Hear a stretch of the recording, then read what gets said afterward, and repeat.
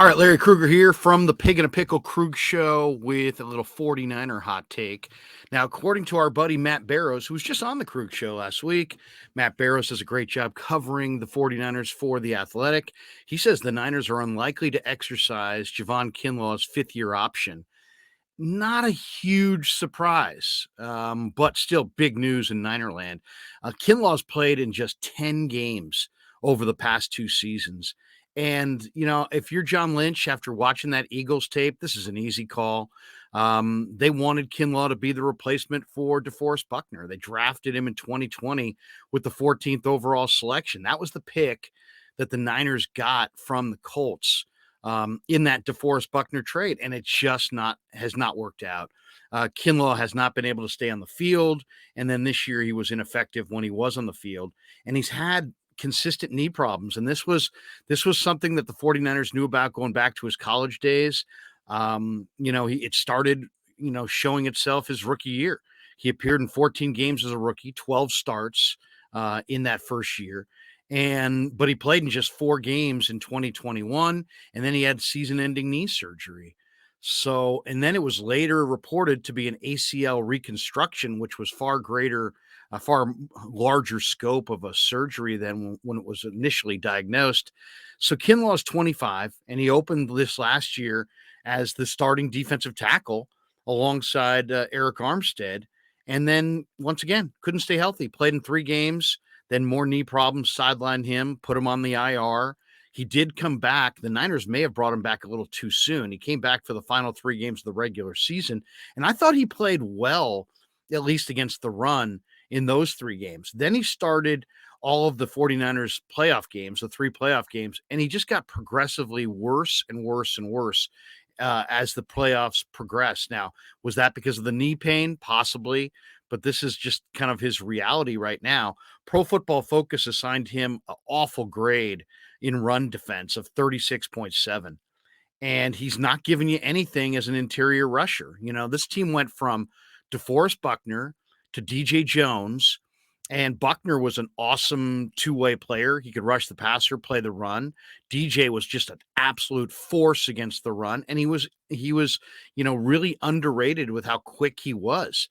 But then the Broncos signed DJ Jones. Niners let him go to Denver, and they decided to ride with Kinlaw, and it just has not worked out. So basically what Barrows is reporting is the club has Kinlaw under contract for this upcoming season, but they declined the chance to tag him and lock him into a fully guaranteed $10.5 million salary for the 2024 season. So he'll get one more, if he's on the team, if they don't trade him, he'll get one more chance to kind of rebuild his stock this year. But he's due to be a free agent at the end of the next year. And the Niners are in a kind of an interesting spot right now because 10 of the 14 defensive linemen who played a snap for the Niners in 2022 are free agents. So they got a lot of decisions to make on that defensive line. Is Samson Ebukam coming back? Is Charles Omenihu coming back? If you're not gonna exercise that 5th-year option on Kinlaw and you can't depend on him, do you trade him? Hassan Ridgeway is a free agent. Jordan Willis is a free agent.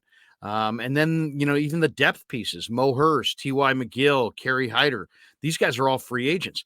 As it stands today, the Niner D-line only has Bosa, Armstead, Givens, who's restricted free agent, Drake Jackson, Kalia Davis, who's yet to play a snap, and Kinlaw are the only guys. Those are the 6 defensive linemen that they still have, ready. And who knows if they'll keep Kinlaw, if they'll attempt to trade him this year. But I would imagine that you're going to see John Lynch on the lookout for, defensive tackle replacements because Kinlaw is probably moving on at the end of the year if he's not moving on this year. Maybe Lynch re-signs Omenihu. He's played a little D tackle, but just in a pinch, just in a pass rushing downs. Omenihu can't play the run inside a defensive tackle. So I think you're going to see Lynch make a major commitment to his defensive line. Obviously, they've got Bosa on one side. That's a great starting spot. But Samson Ebukam could be moving on. He's got a big cap number. You may see them target big-time edge guys, Yannick Ngakoue, Marcus Davenport. The Niners don't have a lot of salary cap room, though, and they don't have a first or second round pick in this draft. So what can they do as far as replacing or bolstering their defensive line? All right, I'm going to give you three options in the draft and three options in the free agent market that I think are all interesting. Okay, let's start in the free agent market. Yeah, if you want to go out and sign Duron Payne and devote a huge amount of cash to the Commanders' defensive tackle, go for it. He's 25. He had 12 and a half sacks. He's 320 pounds. He's a decent run defender who can anchor inside, and he's a very good pass rusher as an interior guy. So Duron Payne's out there, but it's going to cost you a ton. And if you make him the free agent, big free agent signing, that probably takes away from what other things you can do with your roster.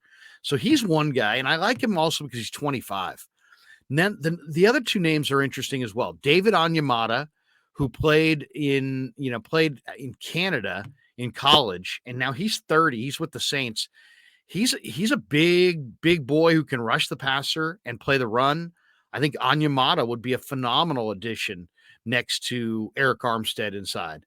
And I don't think he's going to cost nearly as much as Duron Payne. So the most expensive ticket free agent wise, Duron Payne. The cheaper option, David Onyemata. Here's even a cheaper option than that, and that's Colin Saunders, who played at Western Kentucky, I believe, or Western Illinois, I should say, coming out of college. And he is in Kansas City right now. He's 25. He started opposite Chris Jones. He wore 99. He's got greater movement ability and quickness than Kinlaw. He's not the most stout guy. He doesn't have long levers. But man, you're talking about a very powerful, explosive 6 foot, 325-pound fire plug. This guy can do backflips. I mean, he's really athletic. He's young. He's healthy. He's cheap. I maybe sign a guy like Colin Saunders and look to replace Kinlaw or look to bolster that defensive tackle spot in the draft in addition.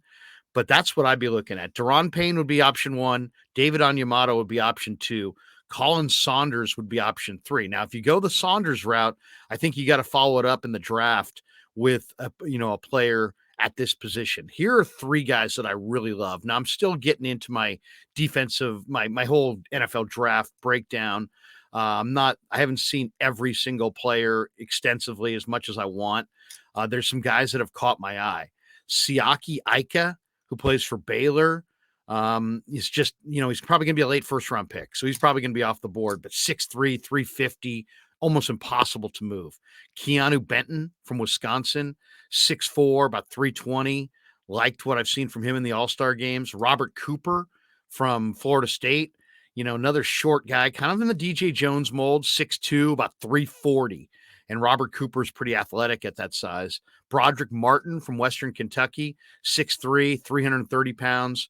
Another guy that impressed me in the All-Star games. But I'm going to give you three names of my three favorite guys.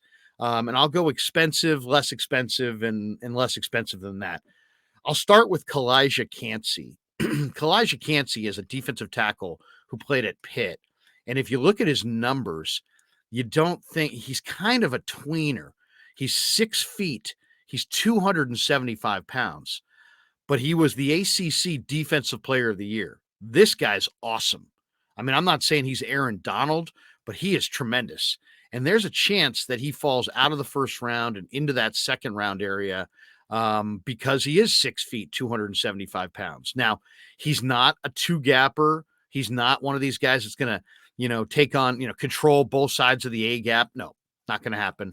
He's a penetrator. He's a pass rusher, but he's also plays with a ton of force and a ton of power, and he's really talented. And I think he could probably get up to 285, 6 feet, 285.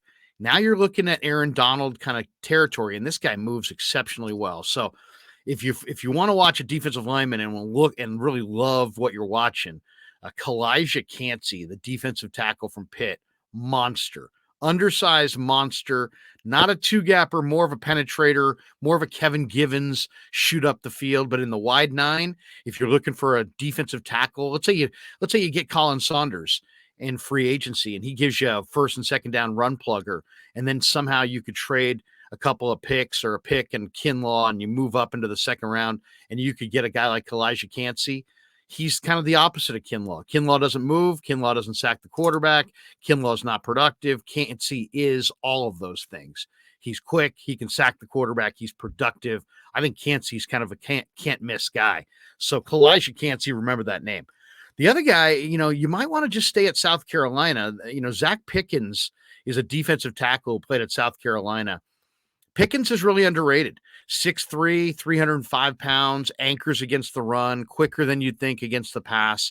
He kind of stood out to me in the All-Star games. I saw him in one of the All-Star games, and he really, really looked good. And I talked to my buddy who's a road scout who was down at the practices, and he said, you know what, Pickens was one of the stars of practice as well that week. So remember that name, Zach Pickens, the defensive tackle from South Carolina. He's probably more of a late day 2 pick. The Niners have 3 picks in the third round. They might be able to get Zach Pickens with one of those. And then remember this name, because this guy's one of my favorite players in the draft, Jason Adamilola from Notre Dame. And another undersized guy, 6'3", 285, but great motor, great strength, great football character, probably going to be a 5th round pick, maybe going to be a 6th round pick. Jason Adamilola from Notre Dame. You're really going to like this player. He's another guy. He has to play in a rotation. You can't put him out there on first and second down and just say, hey, you anchor against Jason Kelsey. Not going to happen. He's more of a one-gap penetrator, but he's got strength. He can bull rush you. He's got unbelievable motor. This guy just keeps coming. And he plays with leverage, and he plays with strength that's greater than his measurables. So you look at him and say 6'3", 285, he's probably going to get bounced around inside. He doesn't get bounced around inside. He plays low. He's got great hand usage. He's got a few moves. I saw him bull rush guys in the All-Star game. You're talking about, first round and second round centers, and he's just waltzing them back into the lap of the quarterback. So in the draft, Elijah Cansey's the stud. Zach Pickens is probably the day 2 guy. Jason Adamilola out of Notre Dame is your day 3 guy. So, what does that mean for Kinlaw? I think there's a very good chance the 49ers move Kinlaw in a trade. They're not going to cut him. If they cut him, they don't save any money by cutting him. His cap hit this year is the same whether he's on the team or not. So they're not going to cut him. He will not be cut. But he could be traded, and it may be beauty in the eye of the beholder. And there may be a team out there that's looking at their own underachieving former first-round pick and saying, you know what, we'll swap them.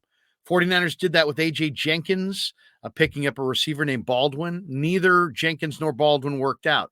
And it might be that kind of a move if you move Kinlaw.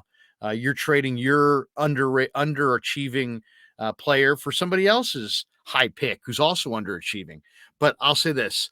It wouldn't surprise me if Kinlaw's moved, and it wouldn't surprise me if he's moved in conjunction with a draft pick that helps the 49ers move up. And they've got options, as I just outlined, both in the free agent market and the upcoming April NFL draft. Hope you enjoyed the video. Check out the Krug Show on YouTube, brought to you by Pig in a Pickle.